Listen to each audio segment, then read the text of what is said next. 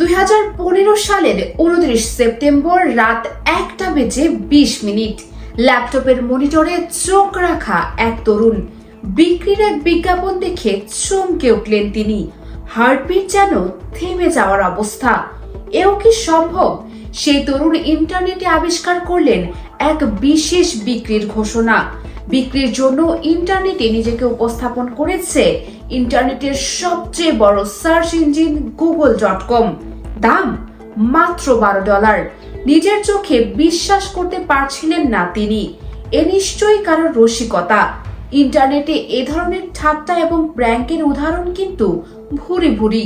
আবার এটা কোনো ফিশি অথবা কোনো ভুয়া সাইটও হতে পারে, যে সাইট কেনার পর দেখা যাবে পুরো টাকাটাই গচ্ছা গেছে।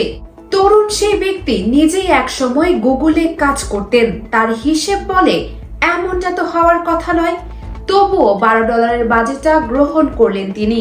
গুগলের ডোমেইনে রাখা google.com বিক্রির ঘোষণা বিশ্বাস করা ক্রেতার ক্রেডিট কার্ড থেকে $12 কেটে নেওয়া হলো।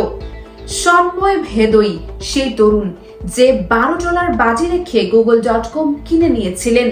তিনি তখন বিশ্বের সবচেয়ে বড় ও জনপ্রিয় ওয়েব সার্চ ইঞ্জিনের মালিক, যে সাইটে প্রতিদিন বিশ্বের কোটি কোটি মানুষ প্রবেশ করে। সন্ময় 2007 থেকে 2012 সাল পর্যন্ত গুগলে কাজ করেছেন অ্যাকাউন্টিং স্ট্র্যাটেজিস্ট হিসেবে।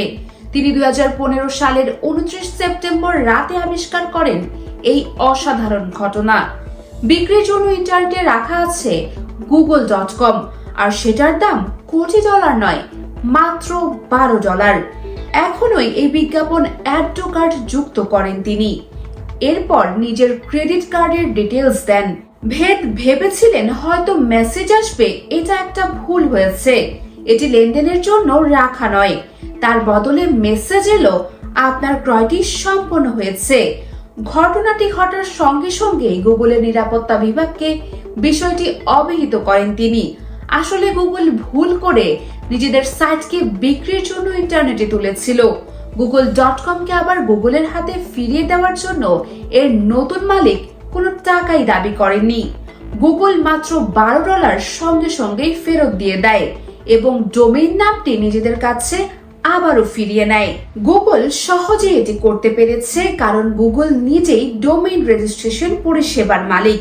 তবে যদি google.com অন্য কোনো ডোমেইন রেজিস্ট্রেশন সাইটে তালিকাভুক্ত থাকতো, তবে বিষয়টি কিন্তু আরো জটিল হয়ে যেত। গুগলের এই সাবেক কর্মী গুগলের ত্রুটিতে নিরাপত্তা দলের কাছে রিপোর্ট করেন। গুগল তাকে একটি অজানা সংখ্যার অর্থ পুরস্কার দেন। পরে যখন গুগল জানতে পারে পুরস্কারের পুরো অর্থই দান করে দেবেন, গুগল সেই অর্থের পরিমাণ দ্বিগুণ করে দেয়। গুগলের থেকে নেওয়া টাকা আর্ট অফ লিভিং ইন্ডিয়া ফাউন্ডেশনে দান করা হয়।